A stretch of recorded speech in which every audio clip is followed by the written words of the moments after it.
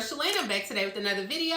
In today's video, we're going to discuss the 10% SNAP increase that should have hit your cards this weekend. We're also going to talk about summer EBT, expanded work requirements, new proposals, and a whole lot more. So if you want to know what's going on in the lovely world of EBT, you already know what to do. Stay tuned. Your girl's got you covered. Now, if this is your first time tuning into my channel, hi, hello, hey, friend. My name is Shalae, and here on this channel, we discuss shopping, saving, and everything in between. I would love to have you a part of my internet family. Super easy. Click the big old red subscribe button down below and you're in just like that. And while you're at it, go ahead and give me a like because you love me bringing this content to you. Messy hair and all. This is what you're getting today. If you're not an Amazon Prime member, you can try it out free for 30 days by clicking the link down below in the description box. So first we are headed to DC because their Give a Snap a Raise legislation, honey, it's in full effect, okay?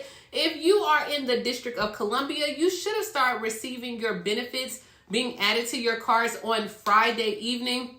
Now, there's a long story behind this Give Snap a Raise legislation, but they are issuing retroactive payments on a rolling basis for January and February SNAP increase directly on your EBT card. So if you have not checked your cards, it should have hit about 11:59, so right before midnight, Cinderella, okay, before those glass slippers, according to the DHS person. Then starting in March, you guys will automatically be included it would automatically be included in your regular SNAP benefits amount through the end of the fiscal year, which is September. So remember, there was a lot of back and forth last year. The Bowser administration had originally approved to give a $40 million increase for SNAP, where they wanted to give 10% each month for 9 months. Then somewhere around like December, January-ish, they decided to change their mind and said, no, they weren't going to give the raise. And there was a lot of like back and forth, potential threats of lawsuits,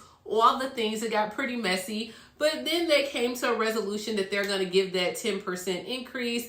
And they said, look, this is going to be for our senior citizens, as well as it's going to be for our SNAP recipients as well. And they said, look, we're going to give it to you guys. So they are honoring their word. Check your cards. Like I said, it should have hit on Friday night, but that 10% SNAP increase will stay from January till September. And that's, depending on what type of funding. Now, don't quote me on this, but if I'm not mistaken, because DC is doing the 10% each month, they will not participate in the summer EBT.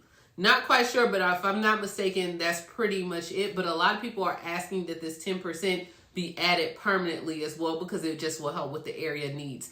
Don't know if that's going to happen as well. At this point, I'm just happy you guys got the 10%. Let me know if you guys are in the DC area. Did you receive like your retroactive payments?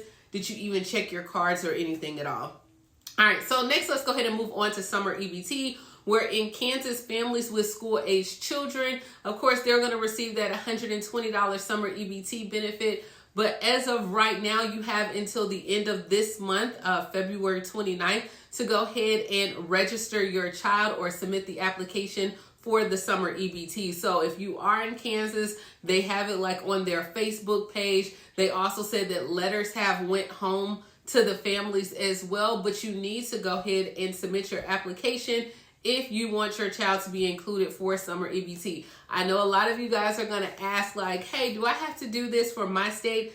As of right now, I'm not sure if every state is going to do this or how they plan on collecting their data at all. Some states have like a direct certification process. Some states don't at all, but I would just advise like any parents, guardians, if you believe your children will be eligible for summer EBT, I would reach out to their school or DHS and see is there any application, because the last thing that you want to do is not submit it and your child doesn't get anything. So Kansas, go to the portal. It's open February 1st through the 29th. If you have any questions, you can call DCF at 833-765-2003. You can also go to the school website as well and they have all the information where you can submit your application. Now, also speaking of summer EBT, Louisiana right now may be forced to actually participate in the summer EBT program according to some new House bills. All right, so House Bill 18 would make it mandatory for Louisiana to go ahead and accept the funds and participate in the summer EBT program. Now, there is a legislation that is being authored by a representative, I think his name is Jason Hughes, that will force the state to participate in the summer food program for households. So he's like, look, certainly there is a direct correlation between juvenile crime and poverty as well. And so he told the news that this is not free money. So I don't know why people are saying that, but he said these are dollars that Louisiana citizens pay to the federal government. So if we are declining to accept a return on what our taxpayers have already paid, that's the wrong answer. I agree wholeheartedly. He said it's pro-children, pro-family, pro-business, because every dollar that is spent in this program will now be infused into our local economy. Now, the Landry administration, ultimately, they decided to reject the USDA assistance. I talked about this a few videos ago, and it hasn't set well with a lot of officials as well as the SNAP recipients in the state. A lot of people are like, hey, we need this summer EBT. I want to say that the state senator sent out a letter as well asking them to reconsider before the USDA deadline. So remember, the deadline was by February 15th. The states ultimately had to reject the program or even submit their plans for the program. And so they said, look, by rejecting this program, we are essentially turning the backs on the children, jeopardizing their health as well as their well-being, and allowing them access to nutrition that they need so they can grow, learn, and succeed. So this is 100%. They're just waiting for those answers to see, can they force Louisiana to participate. Now, what I do love about Louisiana, okay, it does truly take a village to raise a family, because now some of the local businesses, they are trying to think of ways that they can still provide food or feed children over the summer. They were looking at, do they want to have like cold sandwich box or fruit or chips or reheatable red beans and rice, so Louisiana, right? Or even pipe a beignet, like, you know, pop a beignet in the microwave. But they're looking at like breakfast bars, grits, oatmeals, things that people can put in the microwave.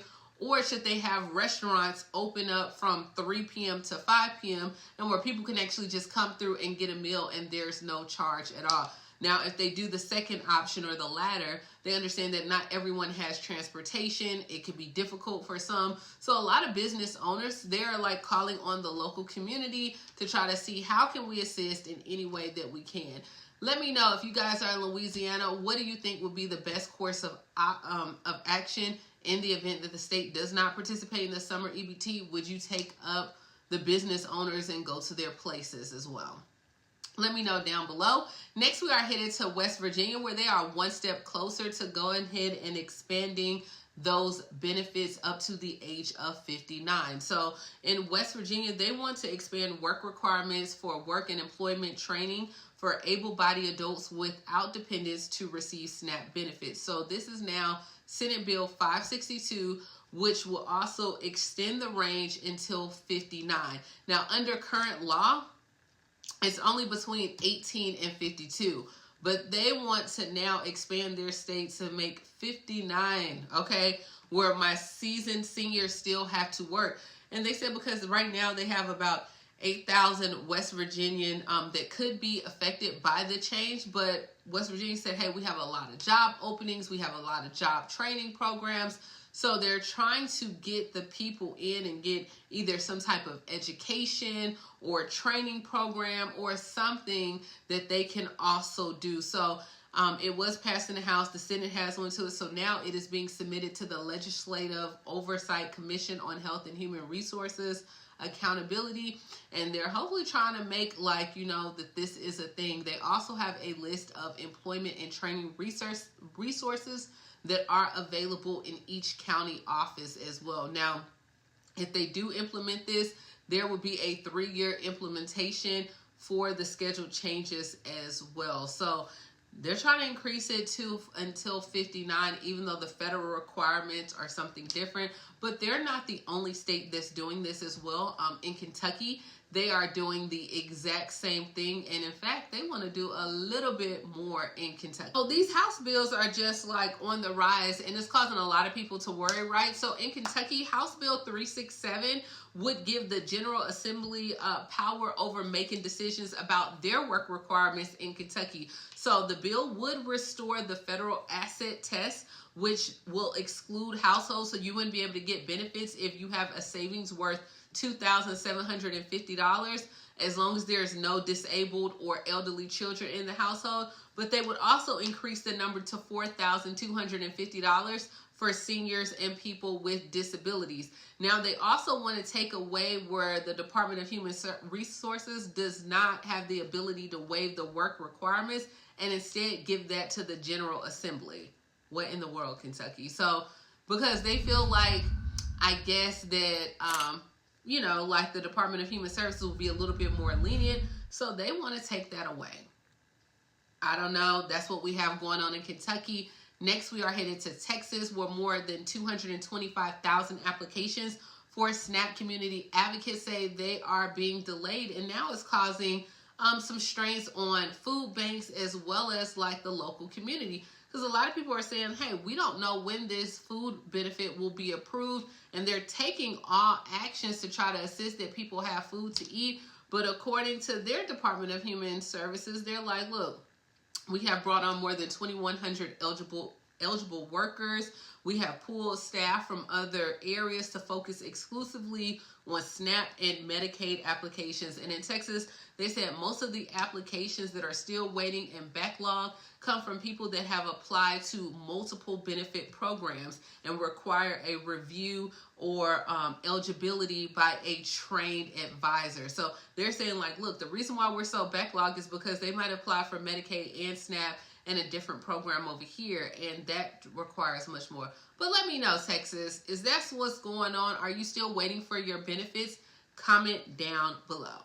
And next, we are headed to New York, where now there's a new tool for New Yorkers who receive government assistance via their EBT cards. Now, this is a way for you to protect yourselves from the skimming, the fraud devices as well. So I want to say on February 21st, they had the new EBT unlock tool, which was on the Connect EBT app, that will enable you to easily lock your cards when you're not using them. That way it can protect you from the scammer. So this is like the new lock feature. I want to say some states already been doing this. You know, I'm sure California has already been doing this, but let me know, New York, like, are you guys using this feature? Like, of course, you can go through the Connect EBT app. Once you make the purchase, you can go ahead and lock your card, and that will block like all purchases, balances, inquiries, transactions on the card. And then when you want to make another purchase, you just unlock it, so that way they can't steal your benefits. Let me know if you find this beneficial and are you using it. All right, next we are headed to Alaska, where their food stamp backlog is dwindling down as well. So as of this week, I want to say in Alaska, right now, only about 500 applications are waiting to be processed. Now, this is big for Alaska, right? Because you guys know they had like thousands. And now they said that they are on track to be back up to date by the end of the month.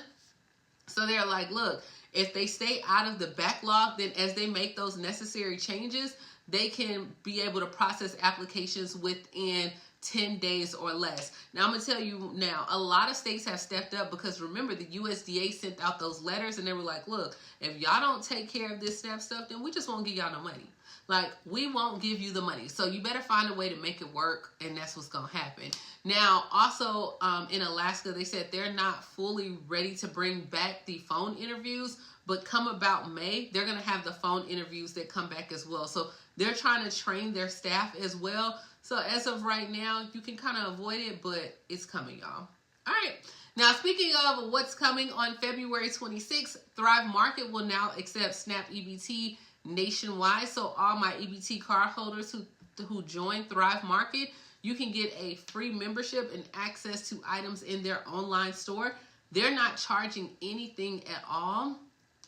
If you decide to go ahead and become a member or order your first set of groceries. I want to say it is free, but now this is just another option, especially for people that live in like food desert areas as well. And this is what we have, guys. This is what's going on. Let me know what you think about the House bill and expanding SNAP benefits to the age of 59, like in West Virginia, or now in Kentucky, where they are removing the power from the Department of Human Services and like, nope, let the General Assembly decide if we can exempt people from not working. I think that's going to be a mess, but that is just my opinion. Also, what do you think about in Kentucky bringing back the asset limit test? Did you call and see if you have to submit an application for this summer for your child's summer EBT? And DC people, like, tap in down below. What do you think about your 10% increase all the way up until September? I mean, that's a good little amount of money. You might not receive any summer EBT, but you're getting 10%. So that's better than nothing. But I would, of course, love to read some of your comments down below. Check out some of my other videos. I've been talking a lot about tax time, which some of y'all probably got y'all taxes anyway. So you like, girl, I'm good right now, Shalae. You know, usually when you get your taxes, you can, you know, ride the thing out a little bit, just a little bit longer. But then by April, May, that's when you back like, oh man, I need something. So let me know if you receive your taxes, if you filed your taxes. Grab you some Amazon Prime, guys. It is free for 30 days. You don't have to call and cancel or do all the things. It's yours. And yeah, let me know what state you're checking in, what you're doing this Sunday. And as always, please like, comment, subscribe, and I will talk to you later, Gator. Bye, guys.